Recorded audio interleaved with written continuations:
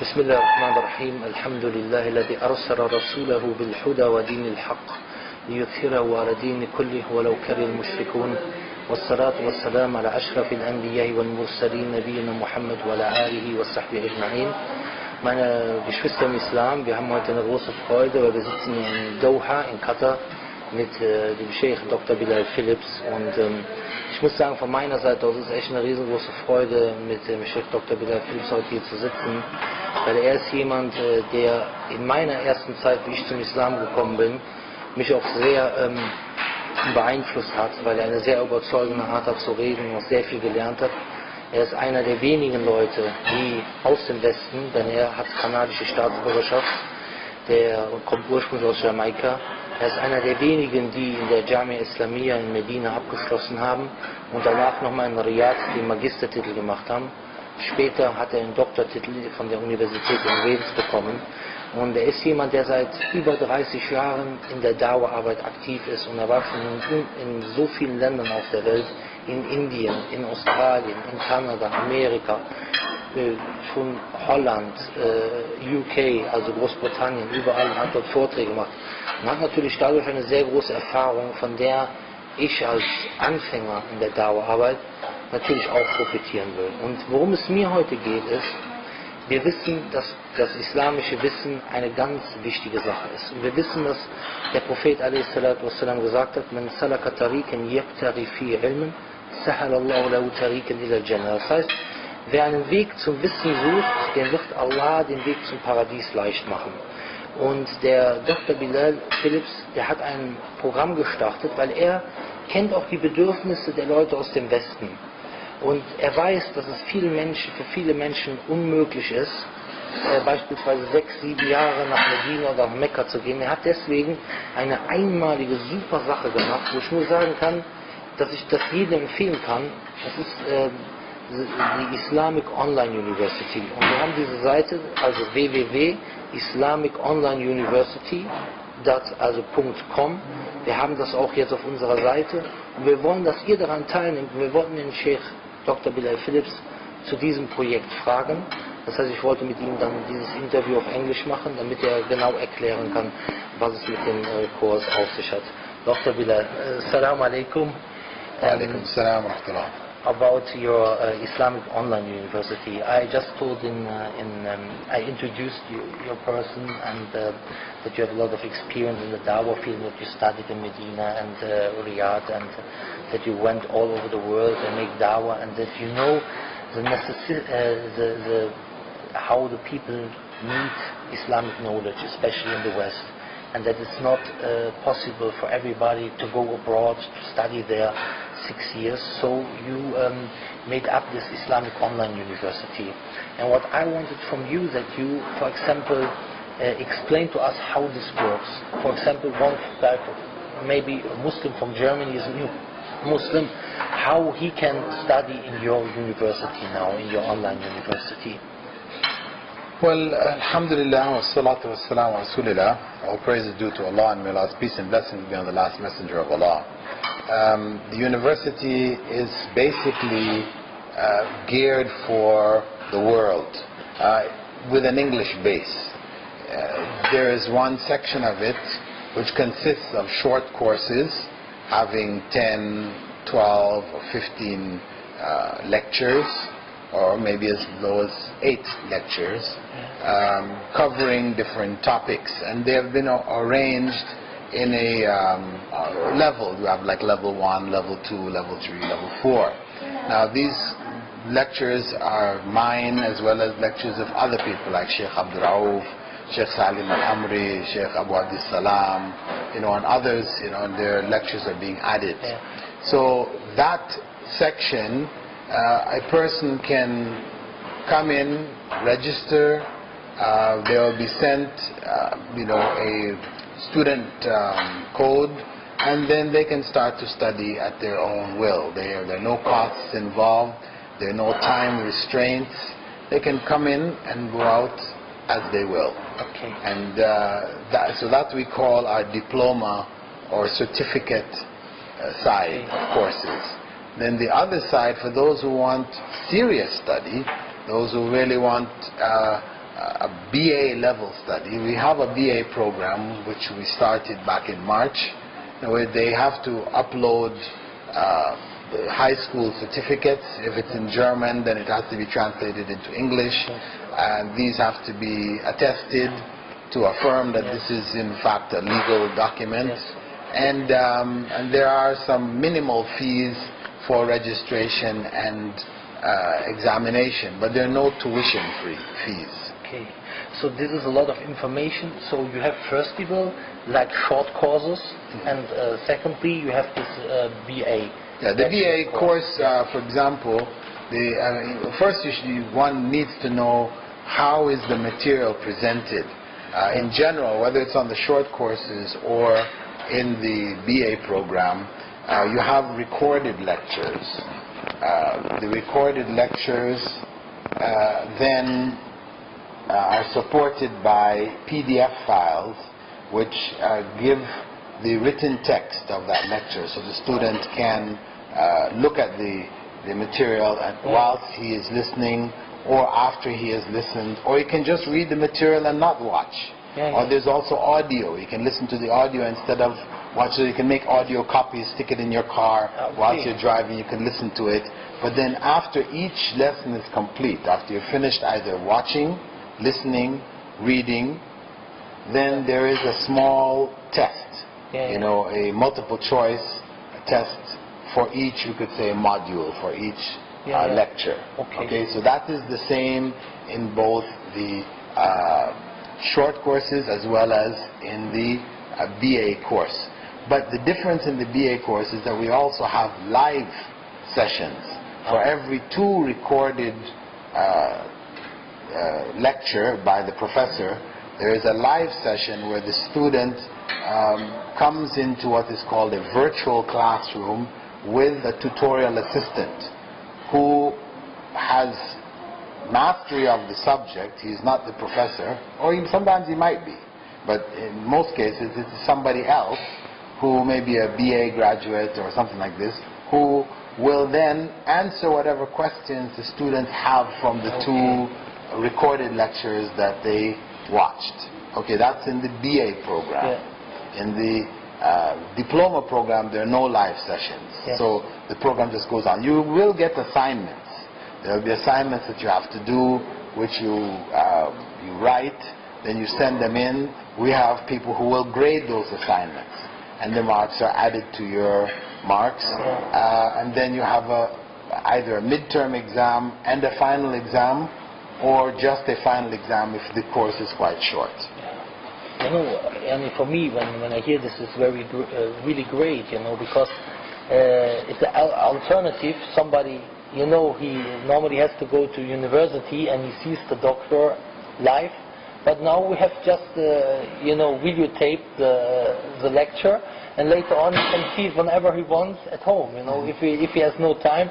And that's a possibility also for somebody who's working. He's maybe working in the morning, cannot go to university, so he sees the lecture at night. You know, it's very great, and especially that it's written and also for hearing in audio. So what I understood from this, you know, the short courses can also be used for somebody, for example, who wants to try how it fits for his situation. Maybe he makes first a free course and looks how it works, everything, and later on he goes into this BA course. Sure. I would also say that, you know, for people who are new Muslims, that the courses on the certificate level, those courses are probably more appropriate because they're more simple. There's one course called the Foundations of Islamic Studies, which has 21 parts. I would advise any new Muslim who's coming, before going into the BA program, to do this first.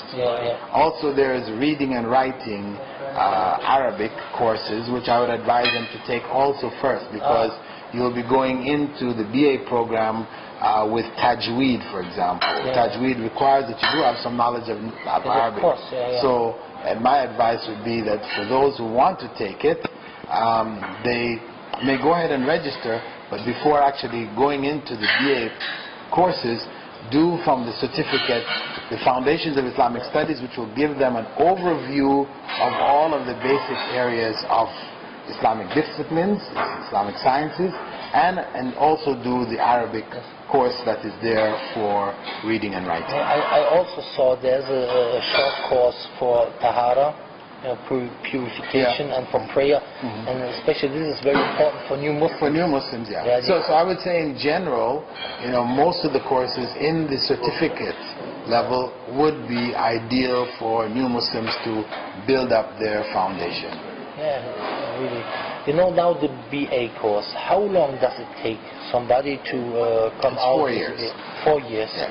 And he can also take a long term, for example. It can be longer if he takes less subjects, or it can be shorter. It could be down to as little as 3 years, because we have 6 to 7 subjects per semester.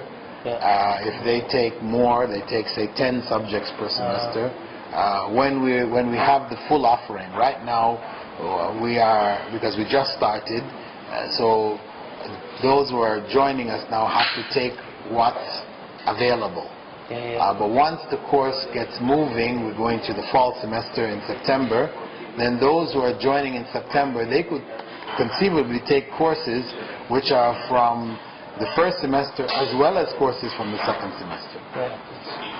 So depending on the amount of time, really, it's really up to the amount of time that the person has that they can, give to the study. So it's very comfortable for somebody. He can study at home and he can choose what he takes. Almost, 6 subjects in a semester, for example. It's not too much. It's possible. And what kind? To be honest, I mean, it seems to be. Yeah, you have to give it, a consistent amount of time. It is because every subject you figure, if you have 6 subjects and you have 2 classes a week, okay, so you have to, for one given subject, you've got 2 hours that you need to listen, right? And let's say give another 2 hours to read over that same material. At least, yes, of course. Okay, so that's 4 hours for one subject. Okay. Okay, and then you have the test also. So you're preparing yourself for the test. Well, even we just call it 4 hours. Yes.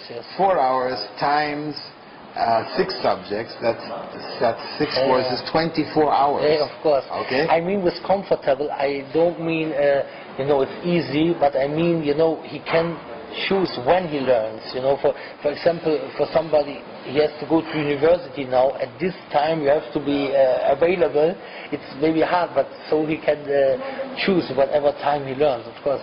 Yeah, but the bottom line is, we can say that if you have 7 days in a week, and you decide you're going to put in 6 days evenings studies, you have to think in terms of 4 hours each evening.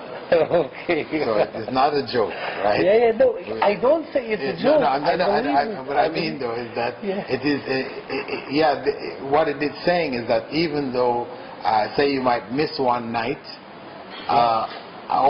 you can put 2 hours a night and then make up the rest on the weekend, for your Saturday and Sunday, for example. But you'll need to be putting in some consistent amount of hours every day. Yes. It has to be tackled in a disciplined way. So you have to do it in a disciplined way. I mean, there's flexibility, meaning that you this can. This is what I mean. This is the word. There's flexibility there, but still, it can't be done when I feel like it. Otherwise, it's not going to work. The person will not be able to keep up with the requirements of the classes, or the assignments, or the midterm, and it's all going to pile up on them. You're not going to be able to. This is the exact term I wanted. Flexibility. For example, now, what kind of subjects do you have? I saw, for example, Aqidah, Mustalah, Hadith, and. It is. We're running basically what we would call the Usul al-Din, Da'wah and Usul al-Din course. We have all of the basic topics that are covered in Da'wah, all of the basic topics covered in Usul al-Din. Usul al-Din meaning you're going to have Aqidah, you'll have Fiqh, you'll have Hadith, you'll have Tafsir, you'll have Sirah, you'll have Arabic, grammar, And we also add courses which are, we could say, supplementary courses for anybody graduating to be effective in working in community, doing community work, etc., or teaching, etc. So we have courses in teaching methodology from an Islamic perspective, in administration, Islamic administration, in Islamic finance. We have courses also in studies of minorities, minority studies, Muslim minorities around the world. We have courses which deal with organizations. How do Islamic organizations function? Looking at those organizations, how to set up an Islamic organization. So, so we have a variety of supportive courses which should give the graduate the ability to either run an Islamic institution or to teach in an Islamic institution, to be a consultant to an Islamic institution, to be a translator, or to just use that in their own field. For example, maybe they're an engineer. Use that knowledge to guide them as an engineer how to apply their skills in a way which is most beneficial Islamically. To beneficial to the Muslim community, etc. So I see your aim is not only that the people learn for themselves, but that they also teach it afterwards, and that the Islamic community benefits from it. This is what because as Muslims we're not individuals. We are part of a community. Of course, I just mentioned this because some people think, yes, I learned only for myself, and afterwards it doesn't matter, I need to pray, and if I know to pray, it's okay, but I don't teach other people. So I see your concept is based or focused on people who also want to benefit the community. Well, the bottom line is that, of course, those people who just want the knowledge for themselves, we say, come, get it, take it, benefit from it, okay. But of course, Prophet Muhammad he said, خيركم من تعلم القرآن وعلمه. The best of you are those who learn the Quran and teach it to others. Okay, so that is the best. Good is to learn the Quran. If you didn't teach it to anybody, it's still good. It's benefited from it. You improve your salah, whatever. So we are there for both. I mean, ultimately, we do want people to be able to share the knowledge because that is the ultimate level. And that is where the greatest benefit is. How? So you told us how much time somebody needs to benefit and somebody needs for learning in this course. Now, if you compare, you studied in Medina and you studied in Riyadh, and you make this course up. So, if you now make a comparison between the studies, for example, in Medina, or somebody who graduates from Medina and somebody who graduates from your course, what are the disadvantages or what are the advantages, how would you compare it? Well, the bottom line is that Islamic knowledge is fundamentally in Arabic. Okay? So a person who studies Arabic formally, spends 2 to 3 years studying Arabic, then goes into a full course of study in Arabic medium. From the depth of knowledge in Arabic, he will have a greater access, no doubt. However, the essence of what is being studied is taught in our program. In the Islamic Online University, a person who studies it will study the essence of what is there. He will study enough and have enough knowledge to be able to teach others, to benefit others, benefit himself, etc. So the main studies will be there. And he will also be getting Arabic, which will enable him in the future to go further, in his studies in the Arabic medium. So, the point is that there are levels. The study in Medina and in Arabic institutions is going to be higher, no doubt. What we have is something which may have additional benefits in the sense that, we are getting some other skills because we have included those other subjects of Islamic finance and business administration and these other courses, which would then give the student, the graduating student, other skills and would strengthen him in the field of da'wah as well as in his Islamic knowledge. This is exactly what I wanted to say, because I looked at your program and it seemed to me from the beginning that you're very focused on the dawah work, that the one who graduates from this course, that he's able to give dawah to other people. Now, you said it is almost for 4 years. What I see also as an advantage, especially for people in the West, if they study, for example, in English, they can also teach in English. I mean, for example, in Germany, or maybe it's also in some English-speaking countries, there's most durus, most lectures are always in Arabic or in Turkish and so. And so I think for the non-Muslims, if somebody learns the religion in English, it's easier for him maybe to handle with non-Muslims, because he has all these terms, he has memorized them. For example, now you learned in Arabic. Of course, I don't say don't learn in Arabic, you know, I try also, but I just want to mention this because I see this as an advantage, because there are some terms in Arabic. For example, tawheed. How do we translate this if we don't talk to somebody? Or how do we translate mustalah? How do we translate this and that? So I think it's also advantage maybe for the people in this point. Yeah, I mean, considering that English is basically the international language, you know, which all people are learning all over the world. So for dawah purposes, definitely, you know, having the course in English is a definite advantage. Maybe, for example, in my case, I was thinking about this, and I said, you know, I said to myself, you know, if I study these courses, you know, I will also benefit from my English, you know, very much, because if we always hear to lectures and we always read, you know, we benefit because we learn new words, and so it's also very beneficial. You know, maybe you want to give some last words to the brothers and sisters in Germany, or? Well, alhamdulillah, you know, this is a great blessing from Allah that He has made His knowledge institution available so that it can reach into your homes. You have been relieved of the burden of having to travel, and, you know, as people of the past, to gain knowledge, they had to, you know, get out on journeys. That's why the Prophet ﷺ had said, you know, whoever takes a path in which he seeks knowledge, Allah will make the path to paradise easy for them. Because seeking that knowledge in the past especially, it involved effort, a lot of effort to go out and travel for it. But of course today, with this now available, we don't have to go out. But there still is effort. Because to gain this knowledge, even though it's now so readily accessible to us, one does have to set aside time. You know, one has to manage one's time effectively. If one is going to seriously seek this knowledge, then one has to organize a day. Organize the time in your day. What are the things you're doing in the day? And set aside a slot for the study.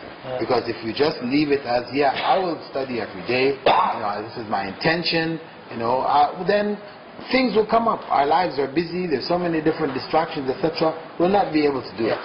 You know, we'll not be able to be consistent and to keep it going. So this is why, you know, I would advise you not only to commit yourself to come and study, but also commit yourself to sacrificing from your time for the sake of Allah to get this knowledge. Yes, I have another question. I forgot. This BA course, this bachelor's course, it's accredited?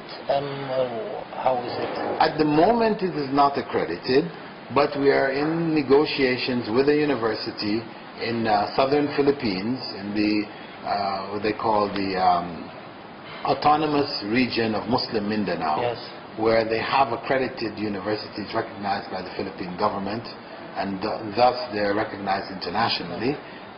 One of the institutions there is currently in discussion with us to issue the degrees for us. So within a month or so, we will be able to announce that our degrees will be accredited. How many students are now studying in this Islamic online university? Those in the diploma course, it's over 26,000 from 177 different countries around the world. You know, those that have started the BA program in in March. Yes. We have about 250 who signed up for that semester. There were 2,000 who applied, but the process of registration, turning in your documents and everything, out of all of that, 250 completed the process and are currently studying. And we now but that's just great. 250, sure. When we started a program in Ajman, in the UAE, when I started up a Department of Islamic Studies there, I mean, we started with 30 students. This is 250. Sure, it's a big number. Actually, and we've now opened up the doors again for registration for the fall, for the September fall semester. The registration is going on now. People can apply now. Okay, so the next semester begins in September. Yeah. So we'll have 2 intakes every year. Once in September and the other one in February, really. Okay. February. So für die Geschwister in Deutschland, die können sich jetzt bewerben für September, damit ihr anfangt, damit ihr dort richtig lernen könnt. 4 Jahre Studium. Und ich kann euch nur sagen, vom Sheikh Dr. Bilal, da kann man wirklich richtig von profitieren. Und viele meiner Unterrichte, die ich gemacht habe, wo ihr vielleicht sagt, super Beispiele beispielsweise. Zum Beispiel dieses Beispiel, was ich immer gebracht habe mit dem Kind, mit der Impfung. Ja, dass das Kind nicht weiß, warum die Impfung gut ist, aber der Erwachsene weiß, warum die Impfung gut ist. Und Gott ist natürlich viel allweiser und wissender, also allweise und allwissend und weiß mehr als wir. Das sind alles Beispiele, die ich auch von Dr. Bilal Phillips kopiert habe. Das wollte ich nur kurz an dieser Stelle mal gesagt haben. I just told them that they have to try to apply for the admission, for September. And so it's in February and September the semester begins, or the fall semester in September, the spring semester in February. Okay. So we have 2 semesters per year. Okay, it's very good. The Arabic level, because you are studying Arabic and Islamic knowledge at the same time. So I saw in every semester there is you teach course. Arabic. Yeah. After 3 years, how do you expect the level in Arabic for the people who study this? I mean, those who graduate, the 4-year course, they should have gotten enough to be able to read basic Arabic texts.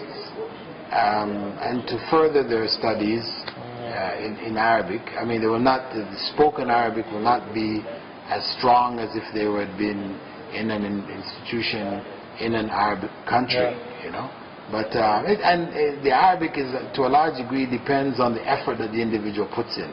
So some people may graduate and they're, maybe they can hardly hear and understand. Others may graduate and hear and understand well. There's different. But the potential is there. If a person applies themselves, gives it sufficient time, then they should come out with a decent level of Arabic, to be able to read basic texts in Islam. Yeah, because a lot of people are very interested in learning Arabic, and so this is why I asked this question. Yusuf Essence, he mentioned in one lecture, he said it's free advertisement. He said that this Arabic program that you teach, you developed it by yourself. This is right? Yes. Yeah, there is the basic Arabic grammar for the first 2 semesters. I developed. There's a book I wrote called Arabic Grammar Made Easy. But that is just to give the student a brief introduction to Arabic grammar through the medium of English. After that, then they go into all Arabic studies, where a professor, PhD from Azhar or elsewhere will be teaching Arabic from either the Medina books, right, which are standard books used in Medina University in their language department, or they will be, what they call al-Arabiya bayna yadayk, which is a common one used in many of the institutions around the world. So in the later levels there are different teachers, for example in Arabic from Egypt and so on. It's very good to know. I think. And for Tajweed, I should mention that we do have female tajweed instructors who will be working with the females, because tajweed involves a much closer contact and listening carefully and communication with females on a big scale. So we do have, you know, females who are qualified, fully qualified for supervising the what we call the live classes of the tajweed course. That's very good. Okay, I think that's enough, or did I forget something? Okay. Inshallah. Jazakallah khairan, Sheikh Bilal. I am really happy to meet you here, and I hope that it will be beneficial for the Muslims in Germany, and that a lot of people try, or even if some, you know, try to make this course, because what we really need in Germany are people who learned Islamic knowledge and who are able and willing to spread this message. That's very important. So Jazakallah khairan, and I want to thank you one more time. I want to say one more time Jazakallah khairan, because I also benefited a lot from your lectures. It's one more time Jazakallah khairan. And also we just like to greet those students from Germany, you know, who are already enrolled in the program, because there are a number who already. I haven't got the exact statistics to tell you how many, but there are a number from Germany who are already. I want to know who you are. So inshallah you can contact our brother Abu Hamza, please, you know, and help to promote the course more amongst the Germans. Especially for the Germans who are already in this course. I would like to make an interview with you, that you share with us your experience in this course, because we want to motivate the people to study and to learn, because what we need in Germany, and I know some people from Holland and from other countries and from Switzerland and from Austria are also listening, maybe, Allahu Alam. So I tell you, what we need in the West, we need people who learn the religion and who are willing to spread this message. So learn here. This is one of the best opportunities for you. Okay, one more time. Assalamu alaikum wa rahmatullahi wa barakatuh.